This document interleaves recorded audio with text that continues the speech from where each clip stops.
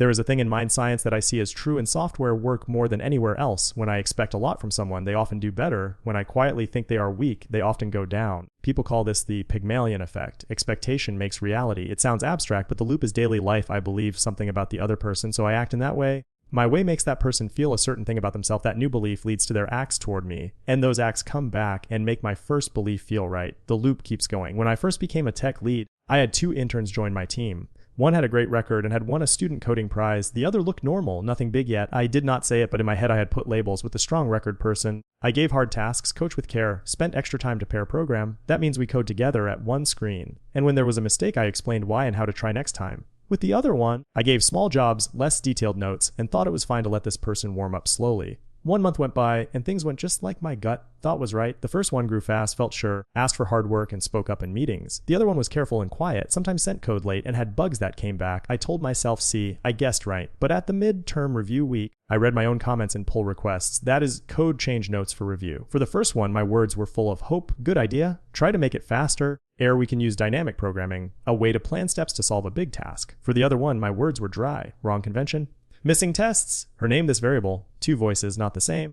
I was shocked. The loop had started from my own attitude. From the next week, I changed the way I worked. I set a rule for fair feedback. Each pull request, no matter who wrote it, must have at least 1 clear praise and 1 next step to grow. I swapped chances on purpose. I gave an important task but split it into parts and let the second person lead while the first person acted as an independent reviewer. I used a shared checklist to keep things fair so I would not forget to coach clear points for code review, for design, for tests, and I set regular one-on-one talks for both, each time 15 minutes, and I asked 3 things. In the last week, what are you most proud of? Where are you stuck? And what challenge do you want next week? 2 months later, the change was clear. The once quiet person asked to present the caching module. Caching means saving data to make it fast next time, and did a very good demo, then wrote a guideline for the whole team. The strong record person kept growing too, and also learned feedback skills by doing more reviews. My biggest lesson: expectation is not a magic foretell, it is a quiet command I send out with my acts. If my acts are fair and lift people up, good hope will spread. If my acts are biased, low hope will make itself come true. Beyond my own story, science gives a few notes. There is a classic study that shows if you just tell the coach that a rat is smart or slow,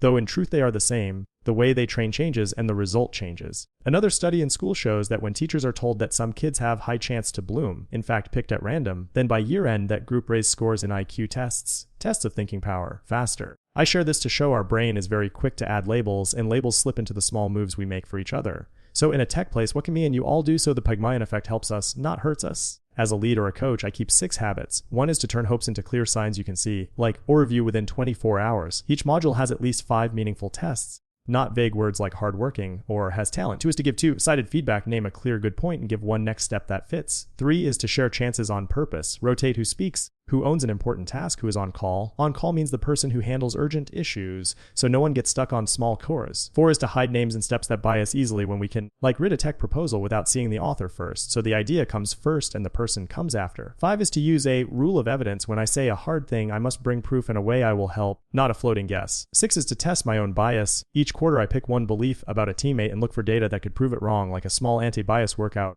And if you are the one under low hope or in truth under a bad label, I have a few ways to guard yourself and rise. First, reframe the story in your head. Other people's hope is a guess, not fate. I always write down 3 fresh pieces of proof of my own skill so my mind has new data. Next, ask for clear bars. Ask to get task A. What is the bar? Then work by the bar, not by someone's vague feel. Third, ask for small steps of chance that grow. Take 1 part in a big project. Do it well, then ask for more. Wins have momentum. Fourth, find a fair feedback alley. 1 coworker who tells you straight as a good mirror. Fifth, speak with numbers and a simple plan. When results can be seen and measured, soft, foggy views have less room. 6, care for your energy. Sleep enough, move your body, because some part of being sure is from the body. When the body is steady, the mind is less easy to swallow a bad label. I also learned one thing from Japan, where I worked for more than 3 years. They care a lot about the process, not only the end. When the way of work is clear, people can share the right hopes better. My team used Kaizen, small better steps each day. After each time we spot bias, the whole team agrees on 1 tiny change, like adding a line, who learned what new from this task, to make sure learning chances spread. It turns out when we put good hopes into the process, the Pygmalion loop goes the good way in a steady way. Last, I keep 1 question in mind each time I am about to give notes to someone. If this person is their best self 1 year from now, what would I say and do different today? That question pulls me out of the label I have now, so I can choose a move that opens a road for that person to go up.